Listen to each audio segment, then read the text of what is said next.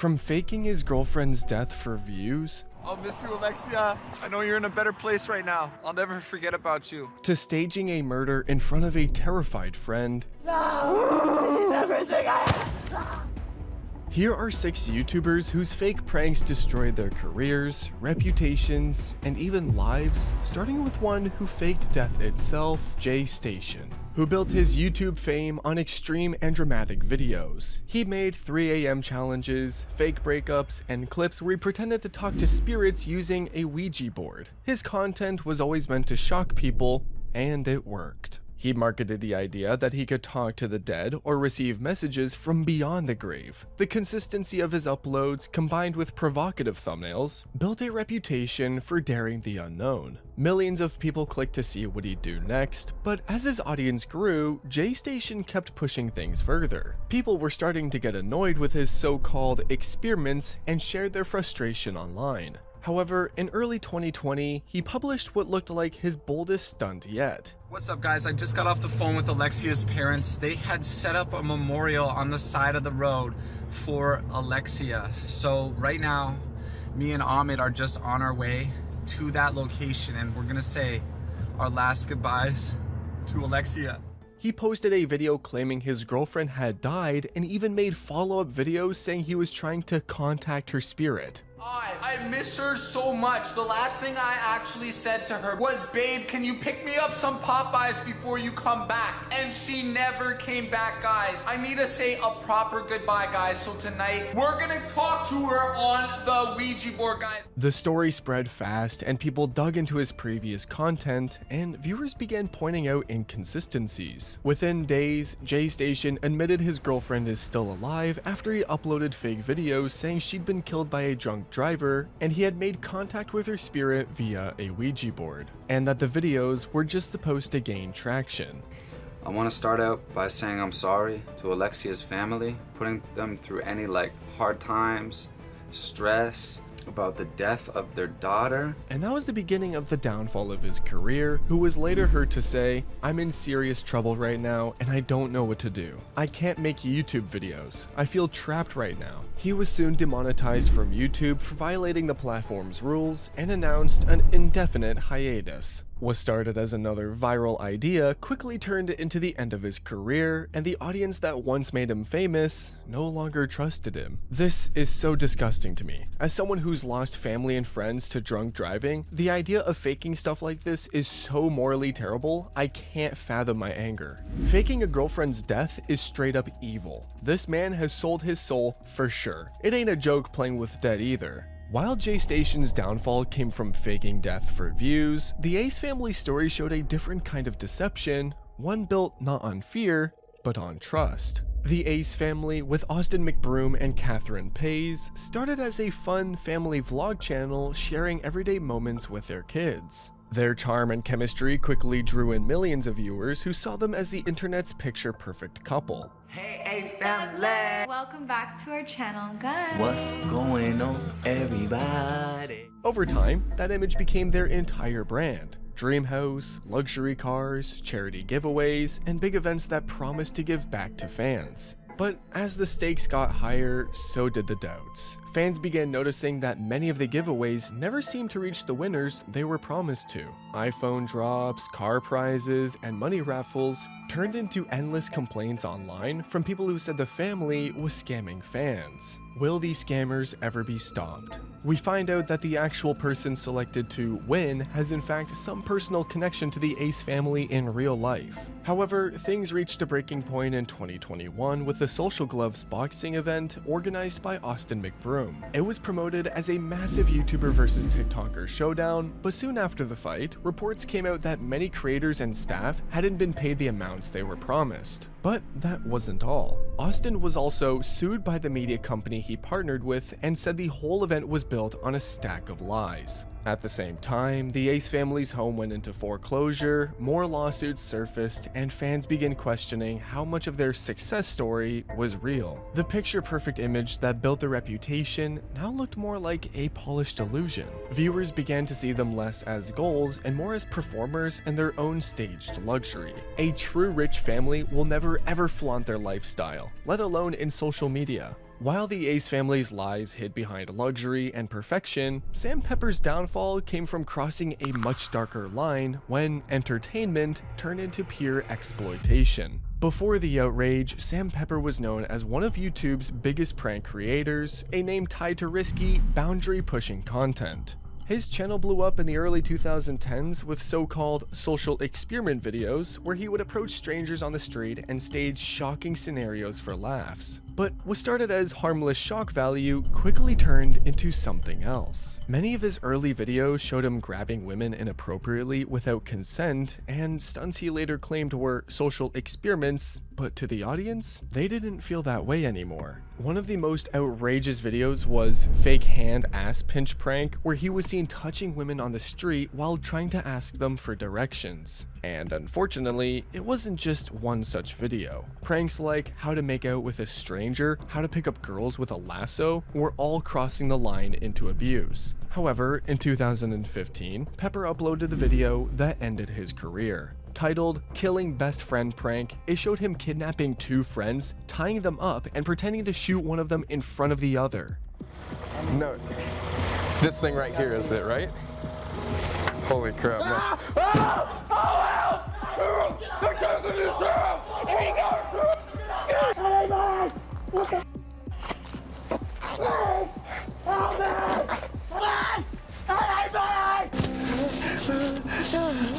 It's gonna be alright, dude. It's gonna be alright. No! He's everything I have. No! Sam. What? What the fuck? Sam. What is this? No, Sam, look at me. What?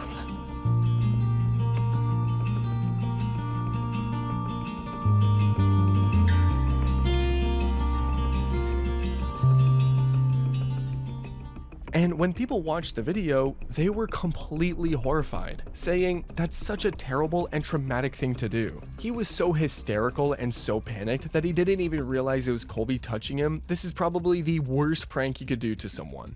However, when the truth came out that it was staged, it disgusted the people who initially thought they were watching a real act of cruelty. That wasn't a prank, that was psychological torture. And just like that, the backlash was immediate. Over 200,000 people signed petitions to have his channel removed. And around the same time, multiple women came forward and accused Pepper of sexual misconduct, including soliciting nude photographs from a minor, inappropriate sexual contact, and Pepper disappeared for a while, later returning with now deleted apology videos and an attempt to rebrand himself. I want to say this at the beginning. I'm not telling you this for any sympathy or whatever. I'm in the situation because of me. This is completely my fault. No one else's fault. This is not for sympathy. This is nothing for us. I just want to tell you everything. Honestly, I've got to stop that. I've got to just make stuff that represents me as a person. No more pranks. No more stupid videos.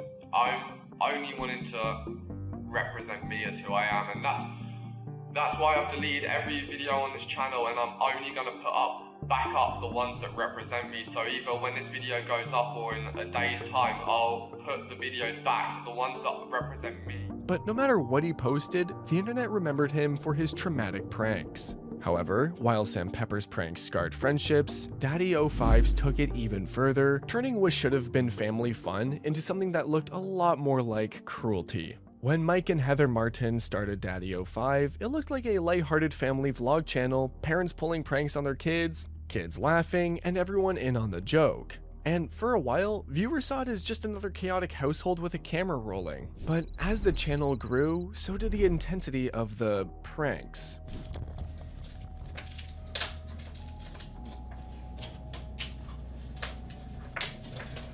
I'm gonna talk to your mother. There will be a punishment for this, Ryan. I'm very disappointed. Yes, sir. What once seemed funny began to feel uncomfortable. Their videos often showed the children being yelled at, frightened, or crying while the parents laughed. But the breaking point came with the now infamous invisible ink prank. In the video, the parents blamed their son Cody for spilling ink on the carpet, shouting at him as he sobbed uncontrollably. I didn't do that! What the hell is that?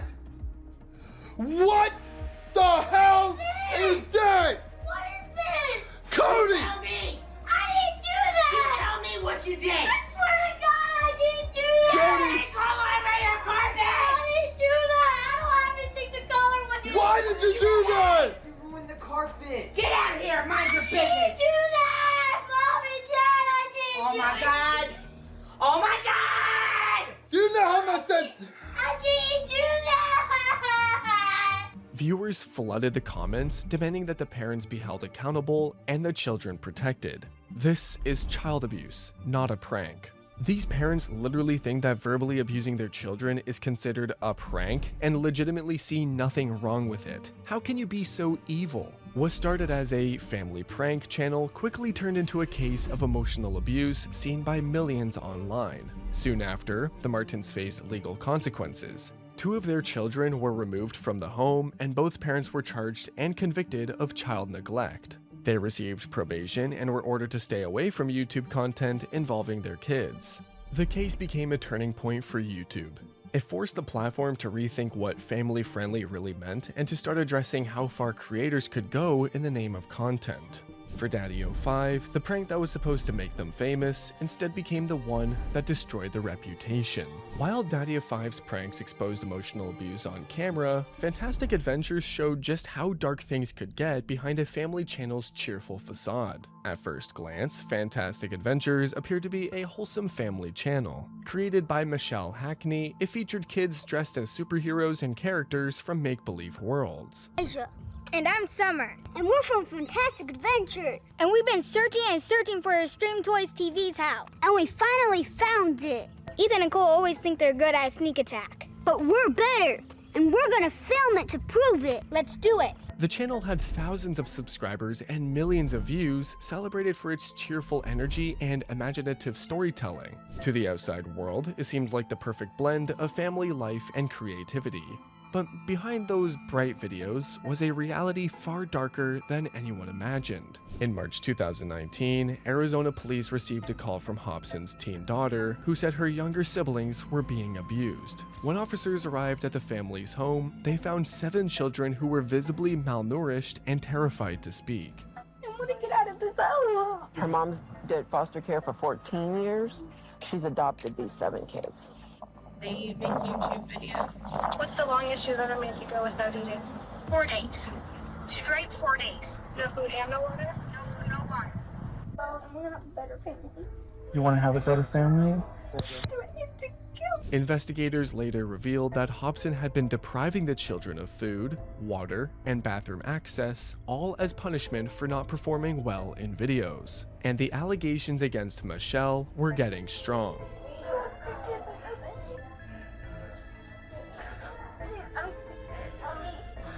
I'm sorry, I didn't hear you, baby. Empty 2 of those bottles on me. Okay. Every time my brother runs away and CPS comes, he makes us lie. Just like you say good things, not saying bad things. Okay. I'm just listening, okay? You guys saw the video that I was talking to the camera and my sister Megan was talking to me? Yep. It's all true. It's happened.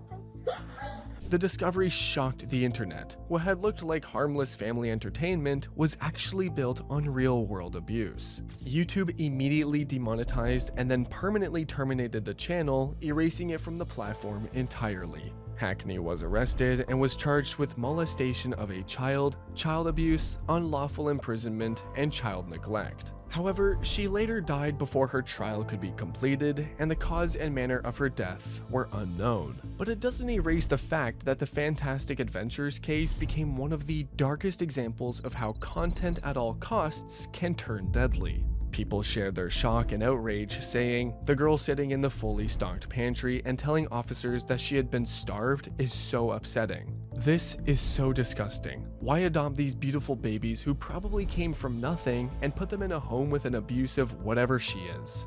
She isn't a mother. I hope they get put with a family who still show them all the love they truly deserve." While Fantastic Adventures exposed the horrors hidden in a family home, VitalyZDTV's story showed how chasing shock value in public can be just as destructive. Before prank videos became a mainstream trend, VitalyZDTV, better known as VitalyZDTV, was already one of the biggest names in the genre. His early videos, often labeled as pranks, pushed the limits of what people considered entertainment. He was bold, unpredictable, and built his audience on the thrill of public chaos.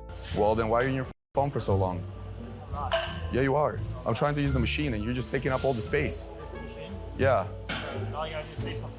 I'm saying, get up. Thank you. You're jerking off. You're jerking off. Was I jerking off? Yes, you were. Yes, you were. I was not jerking off. Yes, you were. But that fearlessness soon started crossing the line between entertainment and endangerment. In 2014, he was arrested in Florida after staging a Russian hitman prank where he pretended to plant a bomb in a briefcase. 2 years later, in 2016, Vitaly made news again when he ran onto the court during the NBA Finals, naked and waving his arms mid-game. Another attempt at viral fame that ended in handcuffs. However, everything was building up until this one moment that ended his career altogether. In 2019, while filming abroad, Vitaly was arrested in the Philippines for public indecency after approaching the security guards and attempting to kiss and grab them, trying to seize their service firearm, taking pictures of them without consent, mocking other security guards, and vlogging without a permit. Soon after, he was legally charged with multiple charges, including unjust vexation, alarm and scandal, and attempted theft, and a possible prison sentence of 24 years. Each time he was released, Vitaly promised to change direction, posting apology videos and trying to leave his shock prank image behind.